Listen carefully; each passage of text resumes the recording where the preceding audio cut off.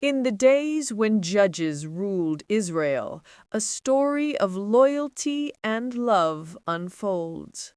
This is the book of Ruth, chapter 1.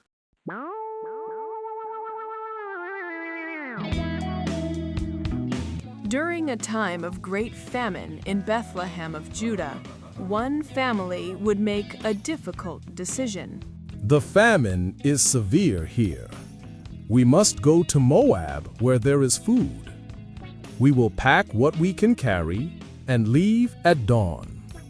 If we must leave our homeland, then we go together as a family. Elimelech traveled to Moab with Naomi and their 2 sons, Machlon and Chilion. But tragedy came to this family. Elimelech died, leaving Naomi a widow in a foreign land. The sons married Moabite women. Machlon married Ruth, and Chilion married Orpah. For 10 years, they built their lives together. But then, heartbreak struck again. Both sons died, leaving 3 widows, Naomi, Ruth, and Orpah, grieving together in a foreign land. When Naomi heard in Moab that the Lord had come to the aid of his people by providing food for them, she and her daughters-in-law prepared to return home from there. With her 2 daughters-in-law, she left the place where she had been living and set out on the road that would take them back to the land of Judah. Then Naomi said to her 2 daughters-in-law, "Go back, each of you, to your mother's home. May the Lord show you kindness, as you have shown kindness to your dead husbands and to me. May the Lord grant that each of you will find rest in the home of another husband." Then she kissed them goodbye, and they wept aloud and said to her, "We will go back with you to your people." But Naomi said, Return home, my daughters. Why would you come with me? Am I going to have any more sons who could become your husbands? Return home, my daughters. I am too old to have another husband.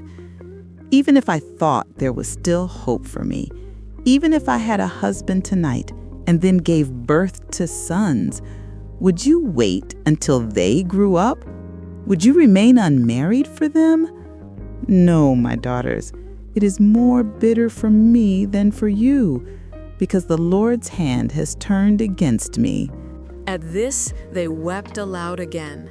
Then Orpah kissed her mother-in-law goodbye, but Ruth clung to her. Naomi said, "Your sister-in-law is going back to her people and her gods. Go back with her." Don't urge me to leave you or to turn back from you. Where you go, I will go, and where you stay, I will stay.